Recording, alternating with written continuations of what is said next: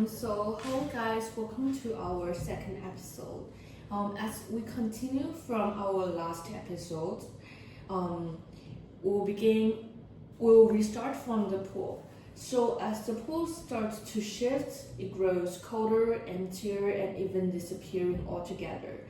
And through a deconstruction lens, this shift signals the collapse of the very structure that initially seemed stable. That is the structure of the American dream. As we start to see the cracks in the dream, because the once inviting pool starts to become cold, hostile, and even empty. So the swimming pool, which was once a symbol of vitality and success, now reveals the opposite. It becomes a place of alienation, loss, and even emotional decay. So this reversal reflects the deconstruction's central insight, that every sign contains within it is the seed of its own undoing, and the meaning of American dream, as expressed through the poles, is never fixed. It slips, contradicts itself, and ultimately unravels. So the symbolic system that once affirmed that its identity now exposes its fragility and illusion. So I guess in a way, Shiver's use of swimming pool operates on two levels. So structurally as a coherent network of signs, it is tied to American dream, and deconstructually as a system that undermines and dissolves itself. The story thus become not just a narrative of personal decline, but also a symbolic critic of the culture myth that shape identities. So do you guys have any other views on deconstruction regarding on the short story? I want to come back to the Odyssey lens I mentioned in the last episode. I think the interesting thing is, if we deconstruct the Odyssey lens I used earlier, we'll find it doesn't quite hold. As the story unfolds, the neat pattern of a heroic journey starts to fall apart. There's no triumphant return, no homecoming. The narrative collapses into confusion, gaps, and contradictions. And it's not just Nettie who gets lost, the reader does it too. And maybe that's the point of the story. What do you think about it? That's right, and I think through the construction of the culture myth and the American dream, we can also focus on the textual language itself, talking about the elements of post-structuralism in the story. So I think there's a key concept that structuralism seeks order and believes in systems, which means stable code of meaning and oppositions that organize reality, just like we mentioned before.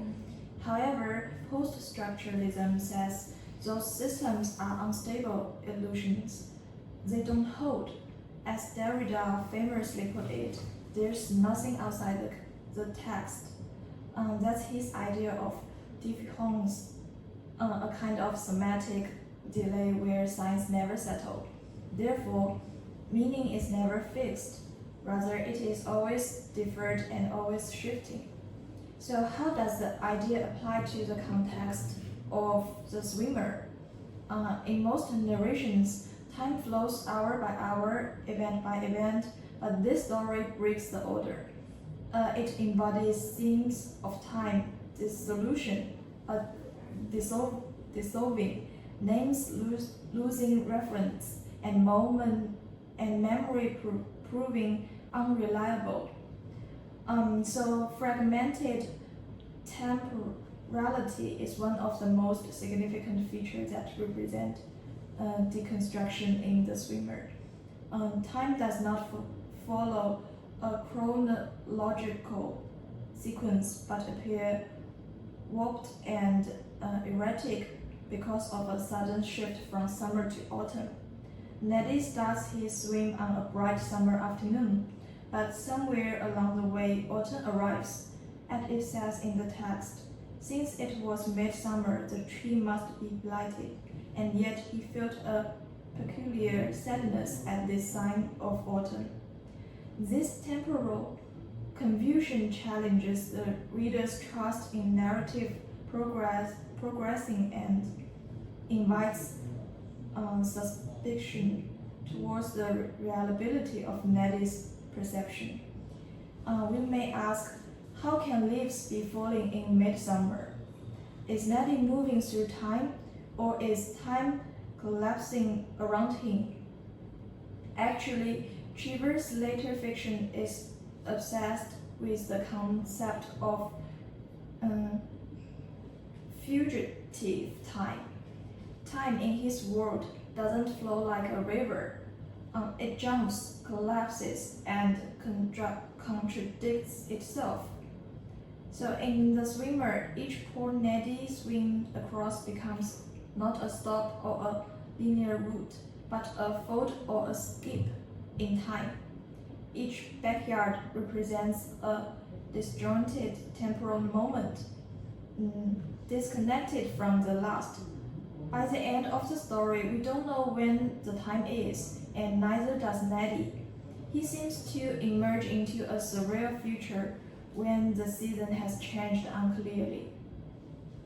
And it's not just time that breaks down, it's also language, naming, and identity. So I also want to talk about the Lucinda River, which is an important, unstable, and even shattered sign symbolizing deconstruction. At the beginning, Nettie imagines his route through his neighbor's backyard pours as a great river named after his wife, Lucinda. It's poetic, personal, and almost mythic. This act of naming seems to endow his journey with coherence, purpose, but halfway through, something shifts. The narrative's symbolic logic turns into chaos. He could not even recall with any clearness the green water at worst hazes. The pores start to blur. Some friends forget him, some are gone. So where is Lucinda? We never see her. She might have left. She might not even be part of Nettie's life anymore. Yeah. So if the river was named for a lover that no longer exists, do you think the rivers will still exist? Maybe the post-structuralism would say not. In fact, the signifier, Lucinda River, no longer points to any real signified. The name floats and the meaning dissolves. This is Derrida stating that the collapse of the stable sign and the unraveling of language as representation. The river becomes a metaphor with no ground and a symbol of something that might have never be real. So Lucinda, when what starts as a myth becomes a mockery in the end, just like the American dream. Yeah. We mentioned this before. It's a river that never exists, a wife who may never return, and a home that's no longer home. In this way, the Swimmer dramatized the post-structuralist insight that identity, meaning, and narrative itself are constructed illusions.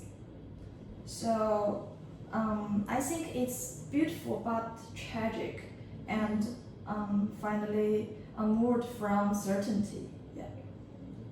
So let's coming up next. We're taking a turn inward with a psychological reading of The Swimmer.